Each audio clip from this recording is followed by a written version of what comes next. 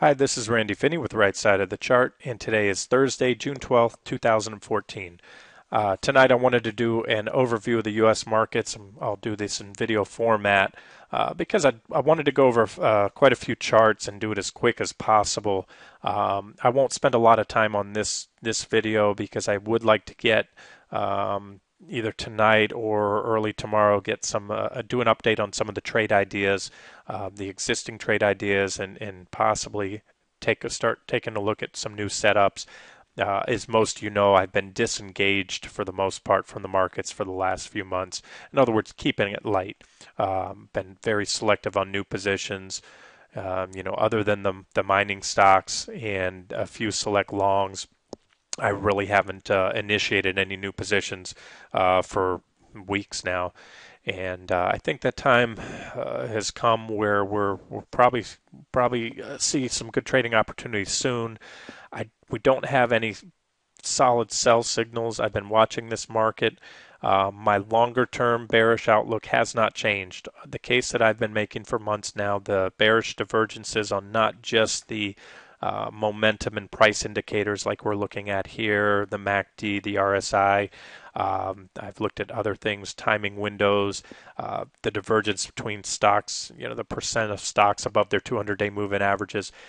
Divergences all over the place, and these are long-term divergences. Some of these are on weekly charts that I've covered, and if not, if we're looking at daily charts here, well, I'm looking at divergences that have been building for over a year now. These divergences we're looking at here on the S&P 500 daily chart go back for an entire year. And yes, we have the MACD peaking a little higher above that trend line, but that does not negate the divergence until the MACD and these indicators make higher highs. Right now, we're still looking at a series of lower highs, or at least a down-sloping line. So I could raise this trend line a little. I could raise this uppermost trend line a little, which I've had to do in the last few months. As prices have pushed higher. But at this point, what I think we may be looking at here is a wedge overthrow. I've talked about wedge pattern overthrows a lot in the past. Typically, what you see when prices break opposite the direction that they're expected to. In other words, we're looking at a bearish rising wedge pattern. Rising wedges, what happens is the momentum, the strength of this rally is diminishing. Back in the beginning of a wedge, you have these strong price movements, big price swings, prices moving up after each reaction. And what we've seen lately is the strength is diminishing, and that's hence a contracting wedge. That's why the top of the pattern, the price pattern, gets smaller and smaller, and then you usually see a break to the downside on rising wedge patterns. Vice versa on falling wedge patterns. Those are bullish and you usually look for an upside break. However, at times we do get these wedge overthrows where prices shoot above the pattern, and then more often than not, if you have an overthrow, you're going to see prices come back into the pattern and then very impulsively move back down. Let me give you an example here. Some of you might recall this trade, SPLK, Splunk. This was a short trade put on, I can't remember exactly when, late last year, and then I posted sometime earlier this year or last year, this trade was stopped out and removed it, and Splunk went on. If you look at this channel, the yellow lines, we had this very well-defined rising or ascending price channel. I mean, we have literally dozens of candlestick tags on the bottom. We had two very brief fake downs or false breakdowns here, but other than that, you can count probably well over a dozen tags on the bottom as well as the top. So as far as validity goes, when I talk about the validity of a trend line, I'm talking about the number of reactions. The more reactions you have off that line, the more valid it is. The more eyes are watching that. And what we saw with Splunk is a traditional or typical overthrow. We saw a huge or very impulsive break to the upside of the pattern, a large reversal candlestick, and then prices come back down. And as I often talk about, the move down, if you see prices come back down into the pattern, and then break down below, which you usually will. If you see prices come down, there's a good chance they're going to break down below the pattern. And when they do so, it's because of the dynamics of the, this is a stop clearing move. When you have bears that are looking to short this pattern, um, you also have bulls that see a breakout, and I would never chase an upside breakout of an ascending channel because rarely do you see prices continue to go on. This price move was already very, very extended. But back to my point here is you'll usually see a very impulsive move to the downside, even more so had that pattern just broke down normally.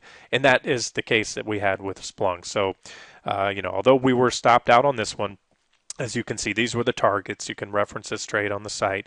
These were the targets I had when we were back here. I was waiting for us to go, I believe, if I'm not mistaken, this was the more conservative entry would have been on a move below this S1 support level at 59.50, which we never got. That might have been an aggressive entry. But either way, prices went all the way up to about 105 and just recently exceeded my final target and went down to, what is that, $40. So well over 50% drop. Yes, is that an extreme example? Somewhat, but the impulsiveness of that drop after the reversal, that is sort of the spirit of the overshoot of whether it's a rising wedge or a channel. So let's go back to the markets here. So we were looking at the S&P 500, and I'll have to zoom in. Bear with me here. Let's see if this works.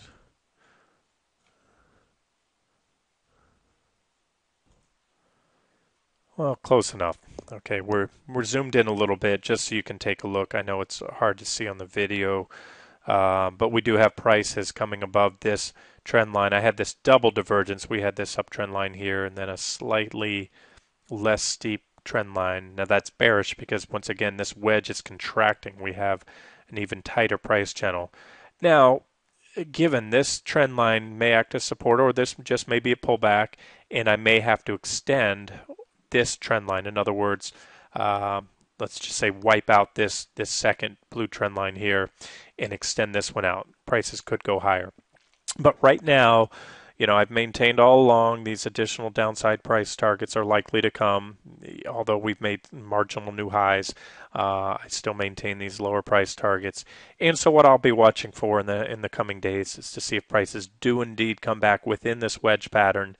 And as I stated recently, wedges or not, if you want to take away these uppermost lines, what we're looking at here, this long-term trend line going all the way back to late September, early October 2011, is what I call the primary uptrend line.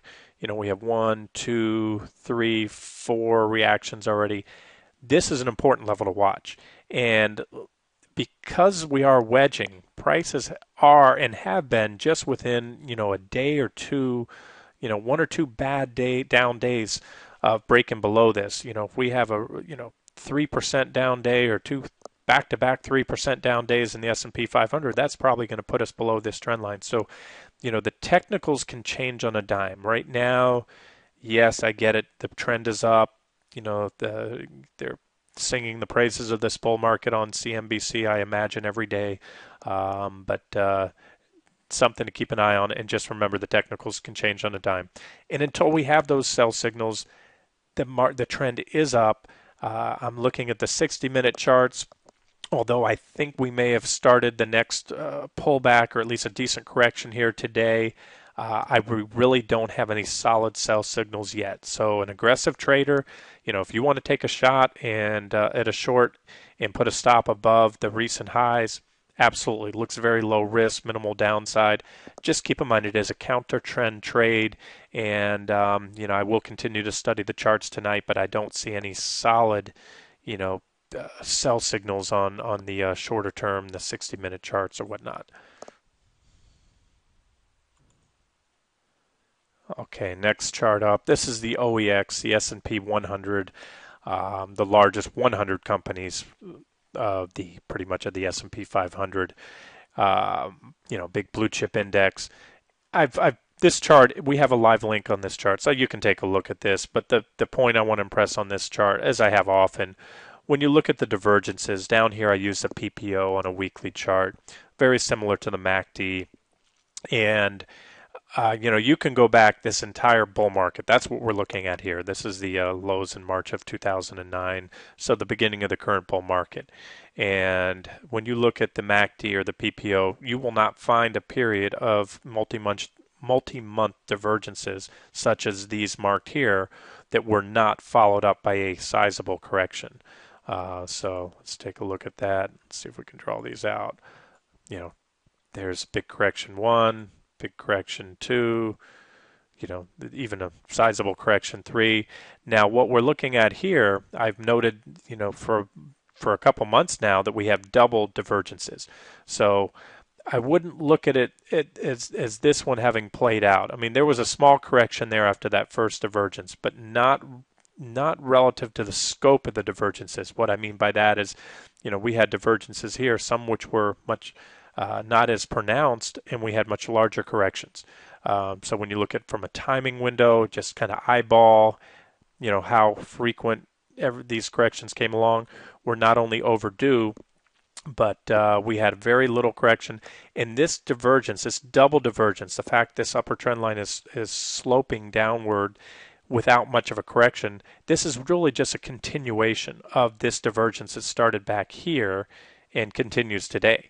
That divergence is just steepening now, if you will, becoming more pronounced. We're looking, once we get a bearish crossover in the MACD here, and turns down, the MACD turns down, then we'll have that divergence confirmed. And as I said, we're only a few bad days away from breaking this long-term, well-defined uptrend line here in the OEX. And again, if you look at the scope of this divergence here, my guess is that's going to play out for a pretty healthy correction. So that's my thoughts as of now. This is the OEX weekly. This 20-year chart. This one I put up before. You can reference that. Just pull it up on the symbol drop-down box on the site. Pull up the OEX. I talked about these timing windows, each of these being about 2.5 years, meaning the previous bull markets here. This one, wrong line. Sorry about that. Let's try that again. Need to sharpen my drawing skills with this screen software. So we had each of these bull markets here were about 5.25 years in length, and that's measured out by these lines. Again, you can reference those posts. So we're still right at that timing window. We're a little bit. This one has now exceeded the previous two by a couple weeks or so, but well within a window, which, as I stated when I first put this chart up, and you don't expect the odds of this playing out exactly, within a day or a couple week or two of the previous two. But it just shows you, timing. You look at not just a similarity in timing in these bull markets, but look at the posture of the MACD. You have the MACD up here. The RSI declining. That's divergence, making a series of lower highs. Crossing over right around this 60 level when the top was in.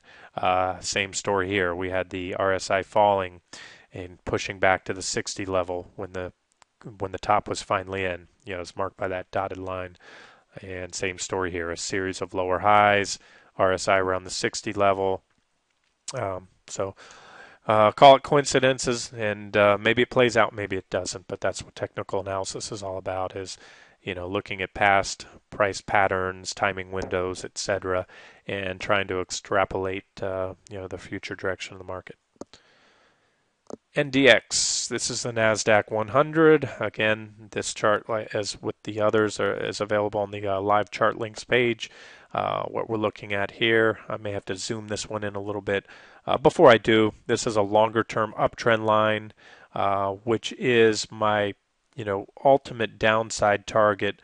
As this has been listed for months. We hit my first target back in the correction earlier this year, almost to the penny, and prices have bounced since then. And I continue to maintain these other downside targets, T2, 3, 4. T4, as I said down here, would be either that horizontal line or the blue uptrend line, which at this point, that blue uptrend line, that's the primary uptrend line, that will obviously come in first. So that would be my final near-term target, which I think has a good chance of being hit by the end of the year, if not much sooner. Oh yeah, and just to continue on this chart, the two solid black lines, the one that we're looking at up here, as well as right here, that is a price channel that the NDX has been in for a while. I had this sub uptrend line, the dotted line, just ignore that for now. But so all we've seen from the highs, and this is where we were short early in the year down to the first target. So we saw a breakdown of that channel. And now prices have just come on June 5th. I updated this chart with a back test of that channel. And if you really look closely, I'd have to zoom this chart in, and it's very hard to do on the stock charts that I'm looking at here. I can zoom much easier on the TC2000 charts. But prices have started to turn down and roll off that level. So if we see any continued downside in the NDX in the coming days here, then that shows us a rejection off this price channel, something to watch. And that may be, as I said, this may be a beginning of a longer term downside. But we'll have to see. Right now we have prices really threatening. We're looking at the RSI down here, and it's punched out to overbought levels recently. The MACD I'll have to adjust this trend line. We haven't yet taken out those highs. We probably have about what we call that flat line divergence. The MACD looks about equal to that previous peak back here. Same with the RSI, so flat line divergence. However, prices have made a higher high. So you have prices making a higher high, and you do not have higher highs in the MACD or RSI. So we still have the divergence. We're just hanging in there, not by a whole lot, but it is still in place. Okay, next chart. This is the Dow Jones Composite Average. The Dow Jones Composite Average is simply a combination. It's, I believe, 65 stocks total, something like that. It's a combination of the Dow Jones Industrials, the Dow Jones Transports, and the Dow Jones Utility Average. So those three key Dow Jones averages all combined into one is the Dow Jones Composite Average, which obviously is more well-rounded than any of those by themselves. So again, take a look at this chart. It's been added to the live chart links page as of tonight. Same story as everything else. I marked it out here, just to really zero in on each of these divergent highs throughout the last few years. And what you'll see here, I challenge you to find a divergent high, especially on the MACD. There are a few times, I'll point it out, right here was one point where the RSI made a slightly higher high. So I didn't include that as divergence. But in every case here where I marked a divergent high, the MACD made a lower high. And as you can see, very simply, oops, gonna quit doing that. Let's grab the pointer here. These were all followed by corrections. So 1, 2, 3. Well, they're all marked. I won't go through all these. We're just wasting time here. My point is, rarely do you see divergent highs like this, especially these multi-month ones. Typically, you'll have several in a row here. We had each called them little corrections, but they were fairly sizable. We didn't have any for a while. We started getting some divergence here, and that led to this big correction. And now again, we're wedging. So the corrections have been smaller. We had this divergent high here, smaller correction, because we're hitting this trend line. These corrections have come back, and now, since this point, now we've had the third, fourth, and let's see what happens here. Prices have now officially overthrown this wedge, at least the way I've drawn it. And if you look at the uppermost wedge line, we have 1, 2, 3, 4, 5, 6, not counting each and every 2 days between there, 6 clearly distinct separate reactions off that trend line. This recent breakout, and again, the overthrows I talked about, prices are now back in there. And again, let's watch and see what happens. My expectation is that we continue to come down here, and if you get a solid breakdown below this trend line, and again, something that I try to stress, don't focus on any one indice. Don't look at the S&P 500 only. You have to take them all together. What you want to see, if you see these trend lines break in synchronicity or within close proximity, the Dow Jones Composite, the OEX, the S&P 500, the Nasdaq 100, Nasdaq Composite. Once you see all those go, then you have a pretty good shot, pretty good chance that we've now started, at least an intermediate term, longer term trend reversal, because these are long term, multi-year uptrend lines. So, again, what my point is, if I were to see just the DJA Dow Jones Composite break that trend line, and I saw the S&P and the Nasdaq sitting right above theirs, would I go all in short? Absolutely not, because there's a good chance those two can catch support and catch a bounce there. But once you see all those trend lines taken out, and there's other metrics too we look at, moving average crossovers and everything else. But right now, first things first, and let's just see how these potential wedge overthrows play out in the next week or so here. Okay, to wrap it up, I just wanted to talk about something that I just recently noticed. In taking a look at the market action over the last few weeks, I've seen this before time and time again, where you have the market crawl up on almost no volatility. I'm talking about the range. What we're looking at here is the ATR, average true range, which is just a measure of volatility. When you see these series of very small candlesticks, yet prices are moving up, that the ATR, the daily range, the size of each candlestick drops down.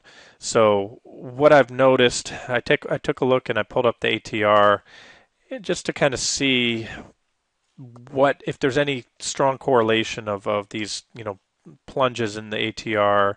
I'll circle a few here and then we'll take a look at what price has done. I'm sort of ad-libbing this. I haven't marked this chart up. I did take a look at it in the last few days. I've been watching this, so let's see how this works out. But these aren't exact timing indicators, but what it tells you when the ATR gets real low, let's just draw a horizontal line up. In this case, it took a few days to right about here, and then boom, we saw a big drop. So again, I'm going from when the ATR reaches these very low levels. We had a drop down here, and there was a smaller correction right there. Let's see. On this one, it took a few days, actually a couple weeks. We had a pretty small correction, so not too much there. And again, this is not a perfect indicator by any means. But here's a nice drop off down to these low levels. I could probably put a horizontal line here is what I should have done. But I think you get the gist of it. When we see these levels drop off, that line came in a little early, so I'd have to slide that over. Let's do that.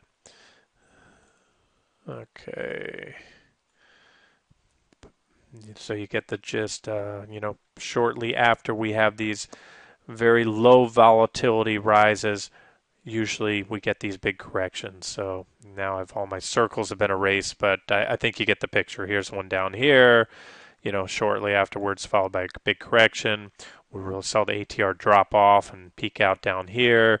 And, so another way to look at this, we're looking at a 2-year price chart here, daily price chart of the SPY. Every single sizable correction, all the decent corrections on here, were preceded by very low levels in the ATR, these low extremes. And look, as you can see right now, we're at the lowest readings. I don't know what I'd have to. Well, I can tell you that now. ATR low was about 0.93, so a little bit lower where we are today. But other than that, this is the second lowest reading we've seen in 2 years, and we have yet to see a correction. So, again, when I talk about risk reward, I know that the trend chasers out there are people that say price. That only matters what price is doing. I am a 110% fine sitting out of this market. If this market wants to go up like this for another 50%, I'll just, hit individual stocks here and there, trade the gold stocks, find some other sector to trade, and I'm absolutely fine sitting out for the most part of this market. Again, I've had a few longs that I put up recently and taken personally, like the overstock in the VHI trade. But other than that, I'm trying to stay away from most breakouts unless they look really good, or low correlation stocks. You know, the VHI might be stopped out tomorrow, but that's what attracted me to it. Is, you know, you get those low volume stocks and there's virtually zero correlation. There's almost an inverse correlation in the last year or so to that stock, to the broad market. So I have no problem trading those. Same with the gold stocks. You know, they typically march to their own drumbeat, and you know, another reason that I'm bullish, other than my long-term bullish outlook on gold, which has, you know, been in place for months, is the fact that we may see a flight to safety into gold here, and we may be seeing that right now. You know, gold and silver are starting to move up, and the miners certainly are. And to me, that may be reflective of the institutions, the smart money, starting to rotate. There's still a lot of cash sloshing around this market and the economy with everything the Fed's done. So, you know, we're going to see rotation at some point or another out of the you know, U.S. equity markets, and it's going to have to find a home. So I think the gold stocks may continue to catch a bid here, but again, a little bit more work to be done there. Let's just wrap this up by looking at the QQQs. I did mark this up. I put a horizontal band here. There's also, I don't know if you can see it, I have it highlighted here, a nice uptrend line. If you look here, that the ATR, you know, has been making slightly higher lows. But again, going back, just take a look at when the ATR has fallen to this level. I'll put the horizontal lines up, and then you can look to the right of those. I won't draw the correction arrows, but as you can see here, you know, when the ATR gets down to this range, you're usually looking at a big correction not far around the corner.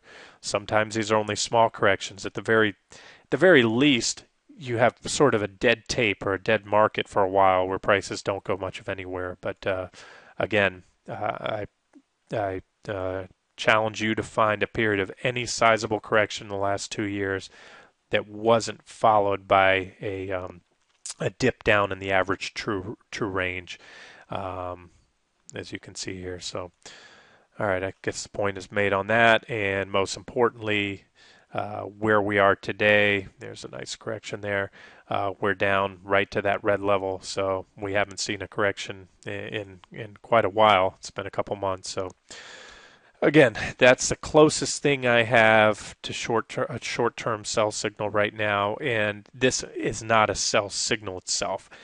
Most of you know I'm big on trend lines and horizontal support levels. I look for breaks, and I will spend a little more time. I haven't spent a lot of time into the intraday index charts lately, only because I've been so disengaged in the market.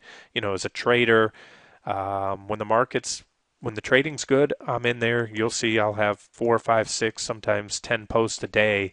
A lot of trades coming on, new trades being taken, entered, hitting profit targets. But when the markets are not conducive to trading, I don't sit at my desk all day. You know, anybody that's traded for any period of time will tell you there's no quicker way to burn out and no quicker way to lose money than trying to force a market. And you just cannot extract money from the market on a daily basis. You know, day trading's not my thing. I'm a swing trader. And when you're swing trading, you just have to sit back at times and wait for the market to come to you. So I think we may be getting close here. And like I said, the next video or the next static updates I'll do after this will be to update some trade ideas, because there are a few out there that are starting to look good at this time. I hope this has been helpful. This has been Randy Finney with Right Side of the Chart. Have a great evening.